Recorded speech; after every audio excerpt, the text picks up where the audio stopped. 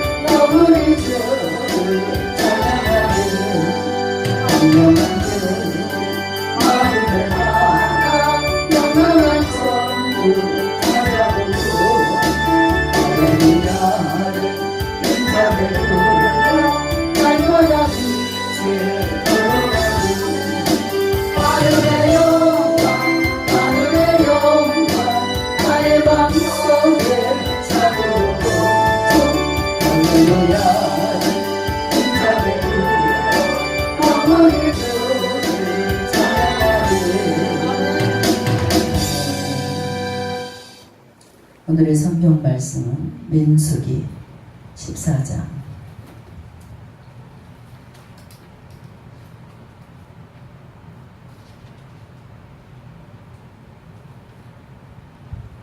민수기 14장 20절로 25절까지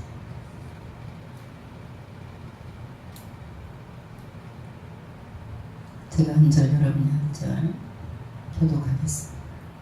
민수기 14장 20절로 25절까지 여호와께서 가라사대 내가 내 말대로 사하노라. 그러나 진실로 나의 사는 것과 여호와의 영광이 온 세계에 충만할 것으로 맹세하노니 나의 영광과 애국과 감야에서 행한 나의 이적을 보고도 이같이 10번이나 나를 시험하고 내 목소리를 청종치 아니한 그 사람들은 내가 그 조상들에게 맹세한 땅을 결단코 보지 못할 것이요 또 나를 멸시하는 사람은 하나라도 그것을 보지 못하리라. 오직 내 종 갈렙은 그 마음이 그들과 달라서 나를 온전히 쫓았은즉 그의 갔던 땅으로 내가 그를 인도하여 드리리니 그 자손이 그 땅을 차지하리라. 아멜라김과 가나안이 골짜기에 거하노니 너희는 내일 돌이켜 홍해 길로 광야로 들어갈지니라. 아멘. 기도하겠습니다. 길이요 진리요 생명이 되신 하나님, 오늘도 모이기에 힘쓸 수 있는 큰 믿음을 저희들에게 주셔서 주님의 은혜의 동산으로 불러 모아주시고 심령을 활짝 열어 하나님께 찬양으로 영광 돌릴 수 있도록 인도해 주신 주님 감사합니다. 사랑의 주님, 저희들 하나님 말씀에 순종하는 삶을 살아야 하는 것을 알면서도 말씀의 테두리를 벗어나서 세상 유혹에 빠질 때가 너무나 많았음을 고백합니다. 늘 넘어지기 쉬운 저희들의 믿음을 붙잡아 주시고 주님 말씀 안에 거하는 삶으로 하나님께서 날마다 이끌어 주시옵소서. 사랑의 주님, 오늘도 가지고 나온 인생의 크고 작은 문제들이 있습니다. 이 예배를 통해서 해결받고 돌아갈 수 있도록 하나님께서 강권적으로 역사하여 주시옵소서. 오늘의 말씀이 듣는 모든 성도들에게 삶의 터전 위에 영육의 열매가 되게 주님 역사하여 주시옵소서. 감사드리며 우리 주 예수님의 이름으로 기도했습니다. 아멘. 할렐루야. 오늘 말씀은 광야로 들어갈 때 라는 말씀으로 은혜를 나누겠습니다. 오늘 우리가 봉독한 말씀에 속한 민수기는 성도들의 숫자를 센다 라는 의미를 지닌 책입니다. 이 본서의 1장과 26장을 두 번 연구조사를 보면 이제 그 연구조사에 의해서 붙여진 이름이기도 합니다.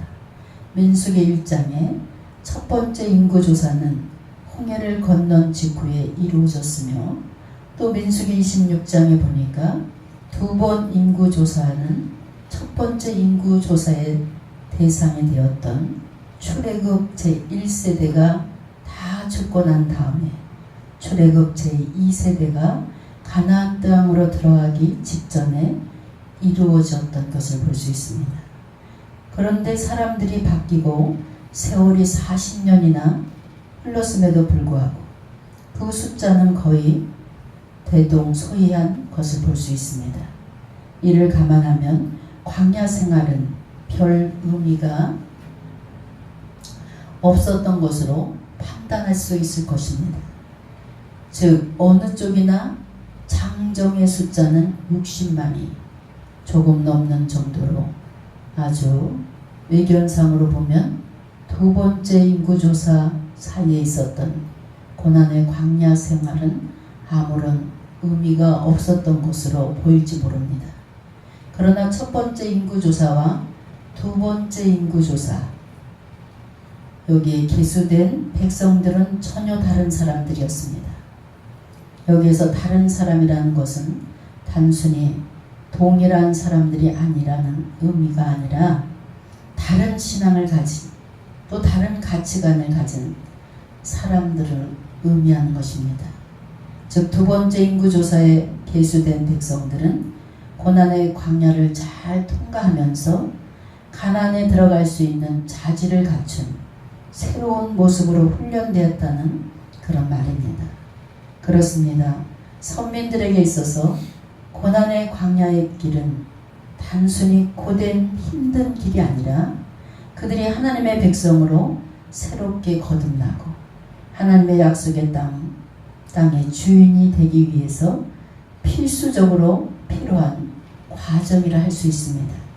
우리는 이러한 두 번째 인구조사를 전으로 한 광야 생활을 보면서 우리에게 다가오는 고난이 어떻게 우리가 맞이할 것이며 또 어떻게 이 고난을 대응할 것인가, 오늘 본문을 보면서 이제 깊게 생각할 수 있는 이 시간 되시길 주의 이름으로 축원합니다.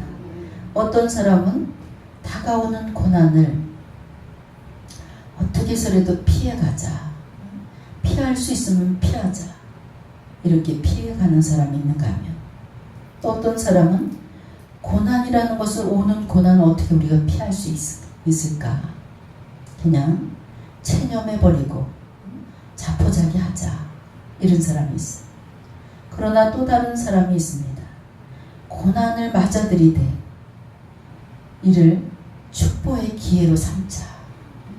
하나님께서 이렇게 주는 고난은 분명히 뜻이 있을 것이다. 그러면 이 고난을 내가 축복의 발판으로 삼아야 되겠다.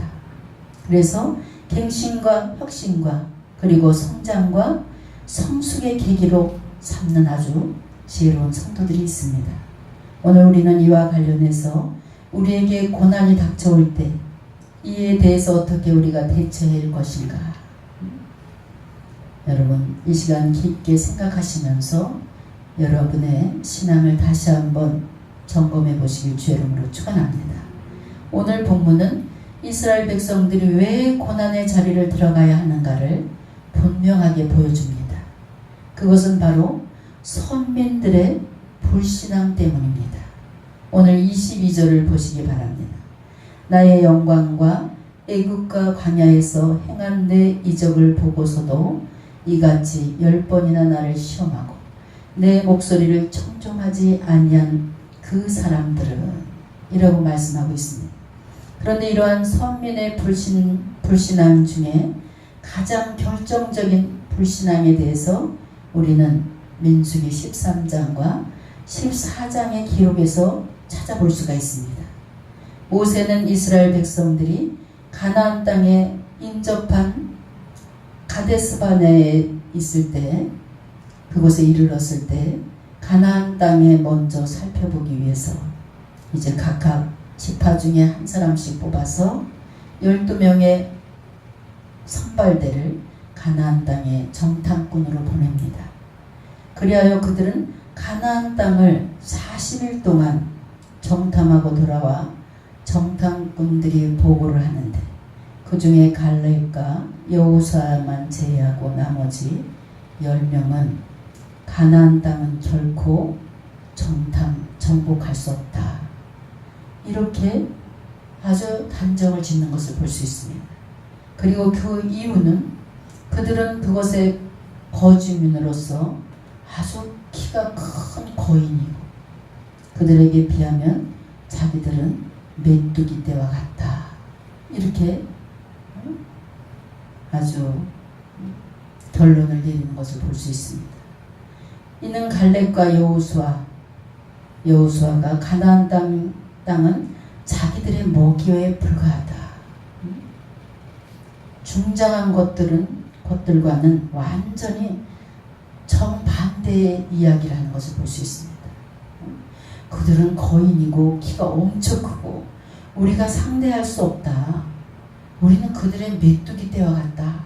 이렇게 말하는 사람이 있는가 하면 갈렙과 여호수아는 그들은 우리의 먹이다. 아주 간단하게 보는 긍정적인 시선을 우리가 볼 수 있습니다. 이러한 상반된 주장은 하나님의 약속에 대한 믿음의 유무에 기한된 것을 볼 수 있습니다. 그런데 이스라엘 백성들은 부정적인 보고를 한 10명의 정탐꾼들과 마찬가지로 하나님에 대해 불신앙에 빠져 먹이에 불과하다는 여호수아와 갈렙의 주장 대신 자신들이 메뚜기 떼와 같다.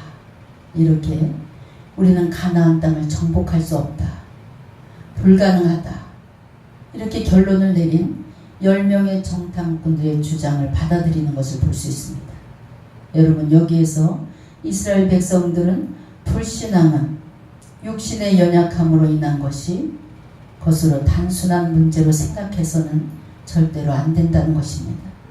그들은 전능하신 하나님의 사랑과 특별한 관심의 대상이라는 자신들의 정체성을 하나님으로부터 특별히 선택받은 거룩한 백성이라는 하나님의 정체성을 잃어버렸기 때문에 그들은 이제 불신앙을 갖는 것을 볼 수 있습니다.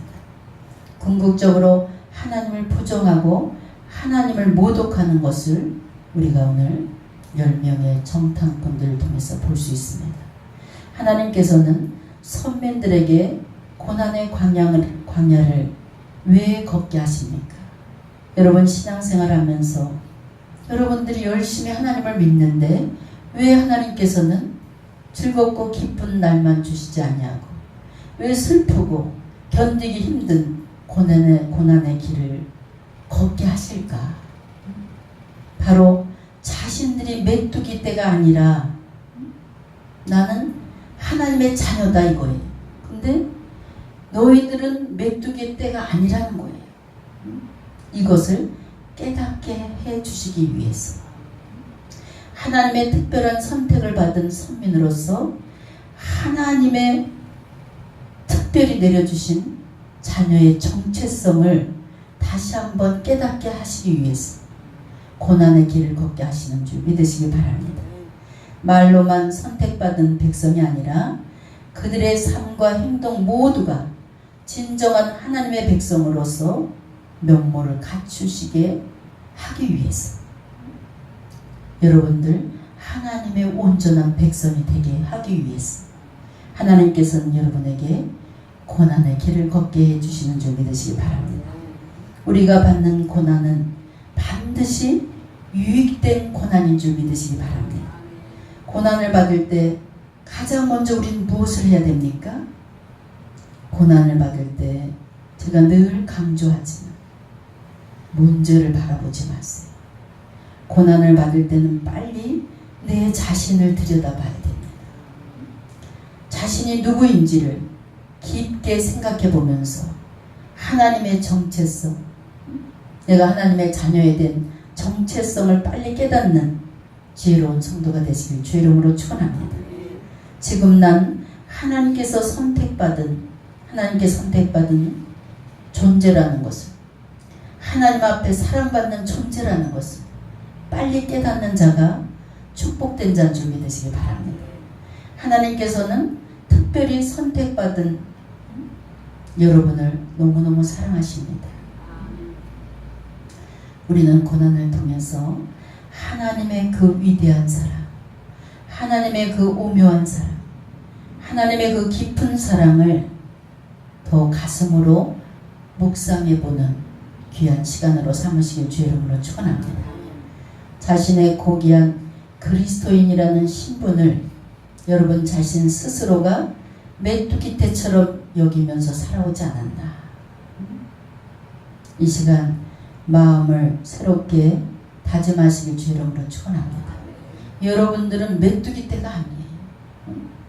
하나님의 고귀한 자녀들이에요. 그래서 여러분 스스로를 소중히 여기는 사람이 되시길 주의 이름으로 축원합니다. 고난이 이처럼 자신의 정체성을 돌아보고 그에 걸맞는 삶을 살게 하는 것이 고난입니다. 고난의 계기를 통해서 진실로 축복된 기회로 삼는 그런 지혜로운 성도들이 너무나 많습니다. 히브리서 12장 7절로 8절에 너희가 참음은 징계를 받기 위함이라 하나님의 아들과 같이 너희를 대우하시나니 어찌 아버지가 징계하지 않는 아들이 있으리요. 징계는 다 받는 것이거늘 너희에게 없으면 사생자요 친아들이 아니리라. 여러분 지금 고난의 자리에 있습니까? 빨리 여러분 자신을 들여다보시길 주의 이름으로 부탁드립니다. 여기 서 있는 김한나 목사도 고난의 눈물에 뒤범벅된 그런 길을 걸어왔습니다. 그 고난이 없었다면 과연 내가 목회자가 될 수 있었을까? 오늘도 어떤 자매님하고 커피숍에서 잠깐 상담을 했는데 목사님 우리 자녀가 주의 종의 길을 걷길 원해요. 나는 하나님 앞에 늘 기도해요. 내 자녀가 주의 종이 되길 원한다. 여러분 그래서 제가 그런 말을 했어요. 정말 온실 속에서 곧게 자라서 교회에서 이 성경 말씀을 공부하면서 아무런 그런 체험 없이 목회자가 되는 것처럼 그런 것보다는 그냥 세상에 나가서 부딪히고 깨지고 산전수전 어떤 집사님이 나는 공중전도 겪었어요.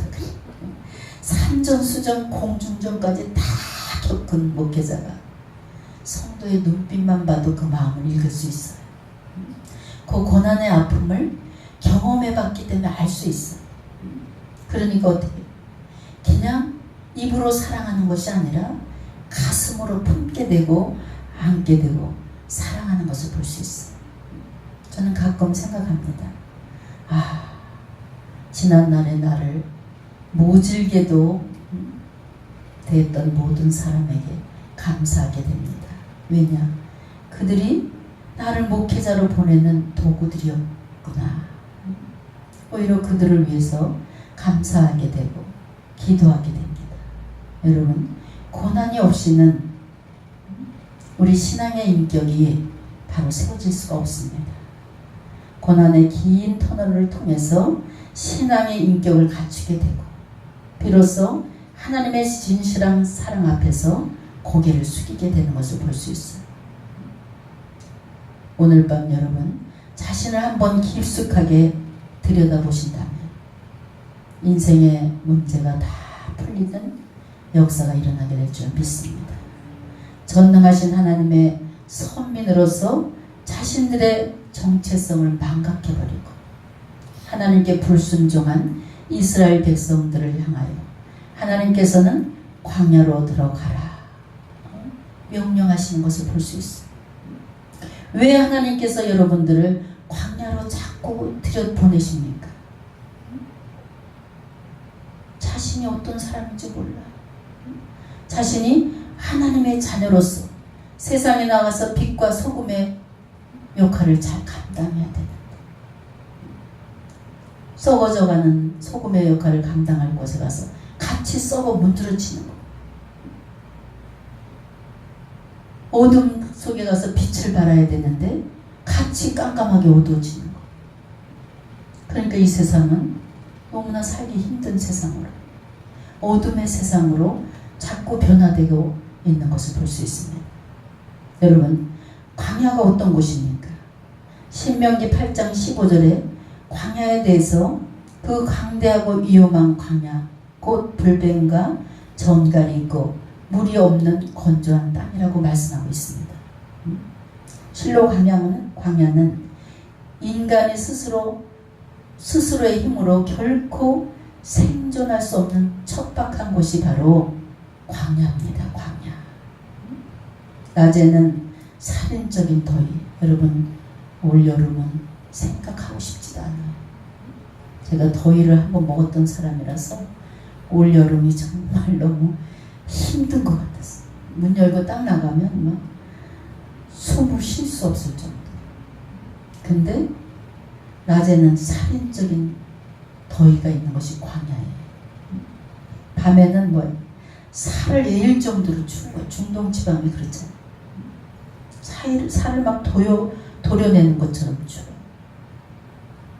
먹을 것, 입을 것, 마실 것 이런 모든 것이 제대로 공급되지 않는 것이 바로 광야인 줄 믿으시기 바랍니다. 그러면 하나님은 선민들을 멸절시키기 위해서 광야로 가라 이렇게 명령하셨습니까? 아닙니다. 하나님께서는 이스라엘로 하여금 당신의 능력과 은혜, 이 은혜를 신실함을 체험하도록 하기 위해서 광야로 들어가게 하신 줄 믿으시기 바랍니다. 그렇습니다. 하나님께서는 이스라엘 백성들을 광야로 내몬 것은 필요한 것 어느 하나 스스로 마련할 수 없는 그곳에서 그들에게 필요한 모든 것을 공급해 주신 하나님이에요. 만나를 먹게 하셨고 그들로 하여금 하나님의 백성으로서 정체성을 확립시키기 위해서 광야로 몰아버린 줄 믿으시기 바랍니다. 그래서 광야 생활을 할 때 너무너무 힘들어. 그럴 때 여러분 결국 인간은 누구를 찾냐? 하나님을 찾게 돼 있어요. 나 혼자의 힘으로는 아무것도 할 수 없다는 것을 고백하게 만드시는 줄 믿으시기 바랍니다. 이스라엘 백성들은 광야에서 하나님의 놀라운 은혜를 체험했습니다. 하나님은 낮에는 구름 기둥으로 해를 가려주시고 밤에는 불 기둥으로 따뜻하게 해주셨어요. 이렇게 하나님께서 이스라엘 백성들을 인도해 주셨습니다. 또한 하나님은 하늘에서 만나를 내려주셔서 그들을 늘 배불리 먹여주셨어요. 그리고 반석에서 물을 내셨습니다. 또한 그들이 광야 생활을 할 때 의복이 없어서 나는 빨개 먹고 살았다. 성경에 한 구절도 없어. 그들의 의복은 헤어지지도 않았어. 또 아무리 걸어도 발이 부르트는 그런 선민이 없었습니다. 실로 고난의 땅 광야는 이스라엘 백성들이 하나님의 놀라운 은혜를 체험하는 그런 아주 소중한 장소였습니다. 그로 말미암아 그들은 더 이상 자신들을 메뚜기 떼와 같이 여기지 아니하고 하나님의 선민으로서 정체성을 확립시킨 것을 볼 수 있습니다. 사랑하는 성도 여러분, 자신의 힘으로 극복할 수 없는 고난이 다가오는 것은 그 고난을 능히 극복하도록 하나님의 능력을 체험하게 하기 위해서 하나님의 섭리의 결과를 눈으로 확인하기 위해서 여러분 광야로 내몬 줄 믿으시기 바랍니다. 광야 학교를 졸업하지 않은 성도는 언제 조금만 바람이 불어도 나가 떨어지고 태양이 좀 강해도 시들어버리는 것을 볼 수 있어요. 선민 중에 고난 자체로 말하는 사람은 아무도 없습니다.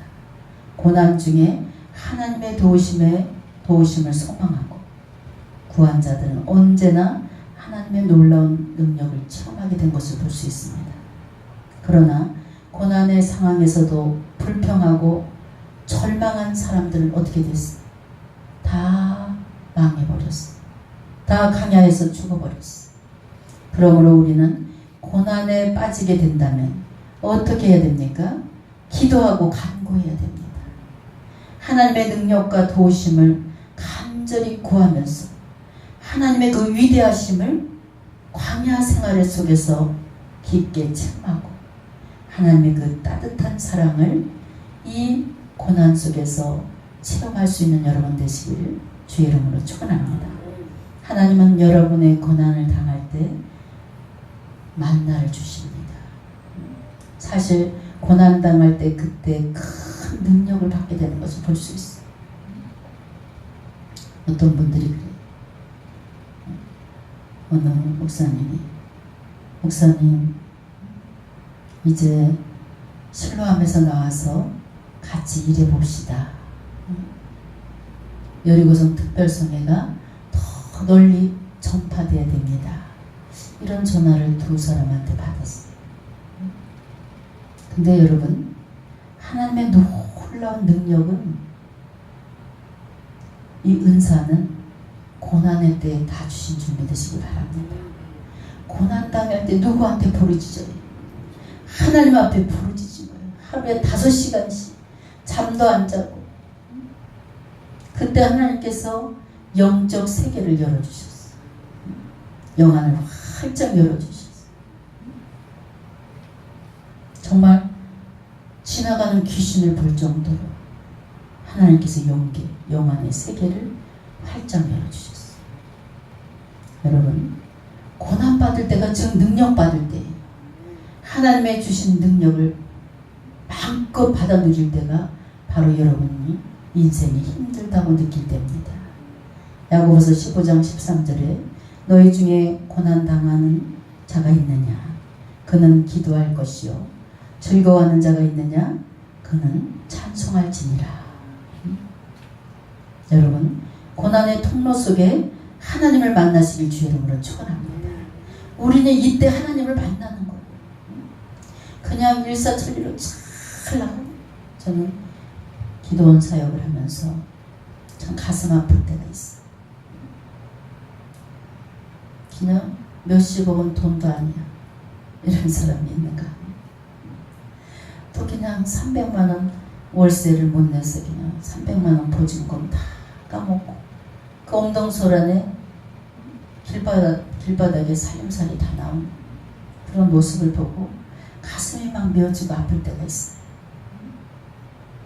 근데 가만히 보면 고난 당하는 자가 축복인 것을 볼 수 있습니다. 고난의 통로, 이 통로를 지나면서 거의 성도들이 하나님을 만나는 거예요. 확실히 하나님을 붙잡는 거예요. 어떤 은행에 다니는 분이 구조조정을 당했어요. 수천 명의 은행원들이 이제 직장을 잃었을 때입니다. 은행마다 인사 발령이 있는데 D 점수를 받은 사람은 다 해직을 시켰어요. 외환은행에 다니던 과장으로 일했던 한 분이 D 판정을 받았어요. 이 사람이 은행을 퇴직당하고 이제 이런 신문에 이런 글을 올렸습니다. 긴 여행의 종착역에 내려서 정말 내려보니까 홀로 서야 한다는 것을 알았다. 부담감과 두려움이 없는 것이 아닙니다. 그러나 이 엄동설안에 하나님이 옷을 발가벗기실 때는 나에게 더 좋은 옷을 입혀주시지 않겠냐. 이것을 신문에 올린 거예요. 하나님께서는 더 좋은 옷을 준비해 놓고 계시고 나를 더 좋은 곳으로 인도하실 계획을 하고 계시지 않겠냐.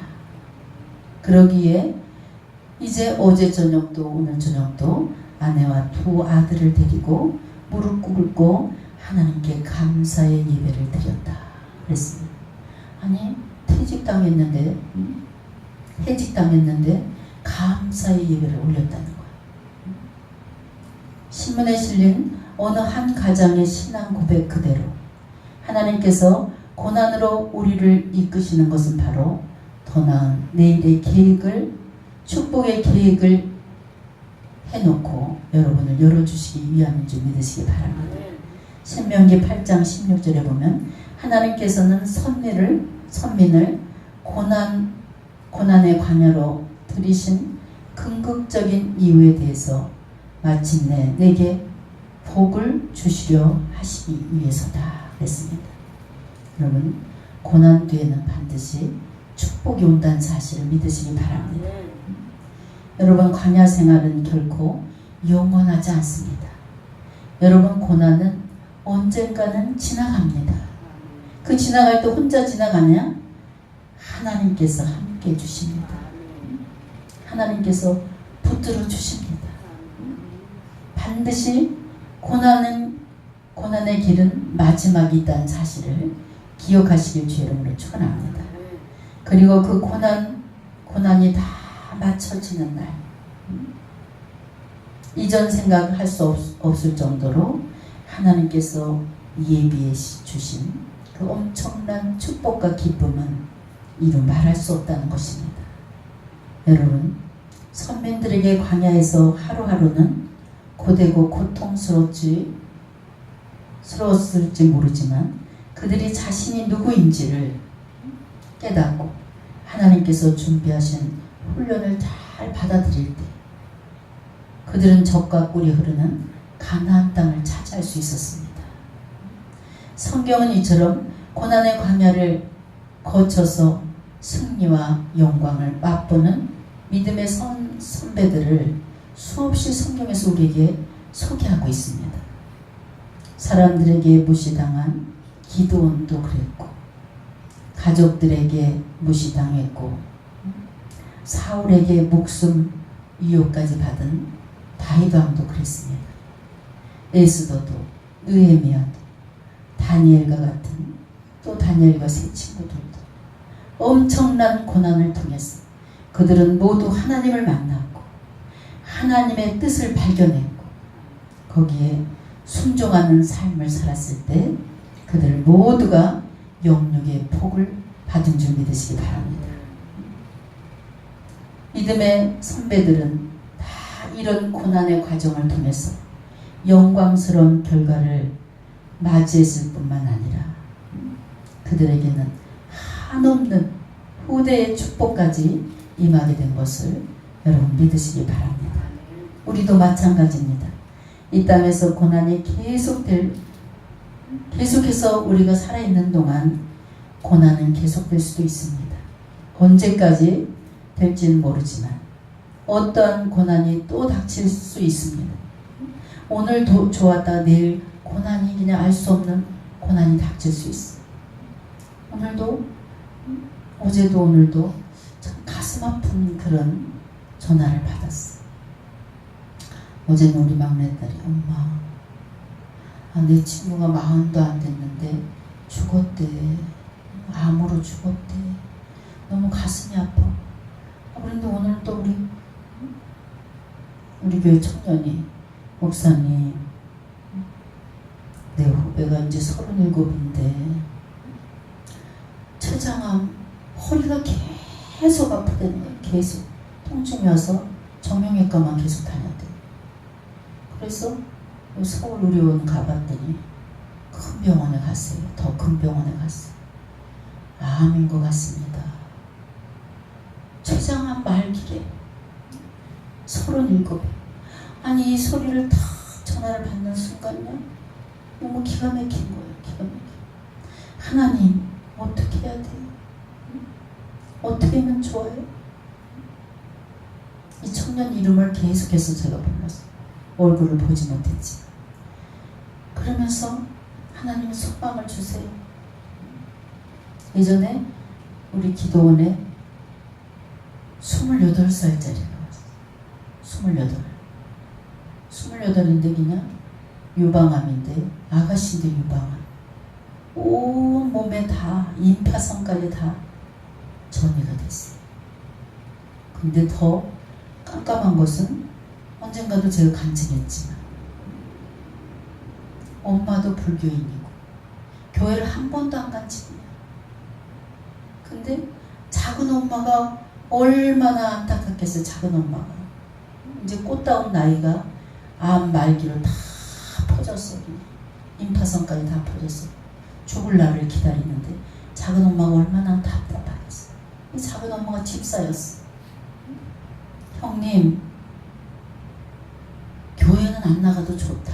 그렇지만 딸을 위해서 한 번만 기도받으러 가자.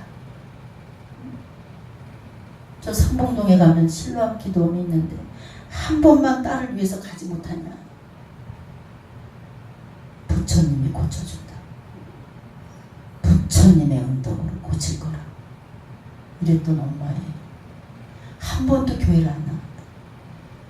엄마가 안 나니까 딸도 교회를 했는데 한 발짝도 안 갔어. 근데 그 엄마의 마음이 어디서 돌아섰냐. 이 딸이 그 통증은 말할 수 없이 아프대요. 그러니까 엄마가 자기가 그 아파서 신음하는 소리를 들을까봐 이불을 뒤쓰고 그 이불을 입에다 그냥 이에다 팍 물고 끙끙 대드라는 거예요. 땀을 빡빡 흘리면서. 밖에 엄마가 신음하는 소리를 들을까봐. 여기에 엄마가 마음이 녹아지고. 그래서 동서를 따라서 여기 왔어. 근데 하나님이 그 아가씨는 2-3달도 못 산다 그랬어.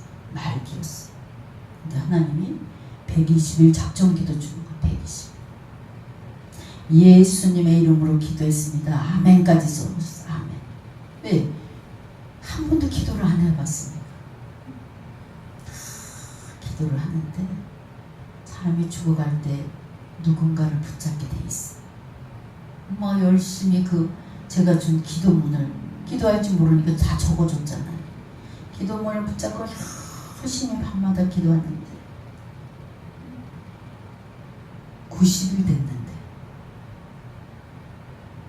너무 통증이 심하니까 침대에 걸쳐 앉았는데 이 벽 전체에, 아가씨가 앉아있는 이 벽 전체에 예수님의 그림이 모자이크식으로 쫙 그려졌대요. 할렐루야. 예수님, 하나님, 우리 엄마가 기도하는데 하나님 도대체 어떤 분이에요? 궁금합니다. 나를 좀 고쳐주세요. 이렇게 기도하니까 그냥 아주 모자이크식으로 탁 했더니 늘 달력이나 이런 데서 봤던 그 예수님이 벽 전체에 그려지더라는 거. 그리고 우리 그때 여리고 집회했어요. 여리고 집회인데 엄마하고 딸이 왔어. 집회 기도만 받아갖고. 그래서 제가 그분들 오니까 뭐예요? 얼마나 기뻐. 여기서 아주 찬양을 했는데 제가 지붕을 들 정도야. 얼마나 힘이 넘치는지. 그냥 막 찬양을 했는데 그냥 우리 우리 이내씨 그 머리 뚜껑이 확 열리는 거예요. 항상 확 머리 뚜껑이 열리니까 얼마나 내가 찬양 멈췄어 놀래갖고 이제 거기서 그냥 실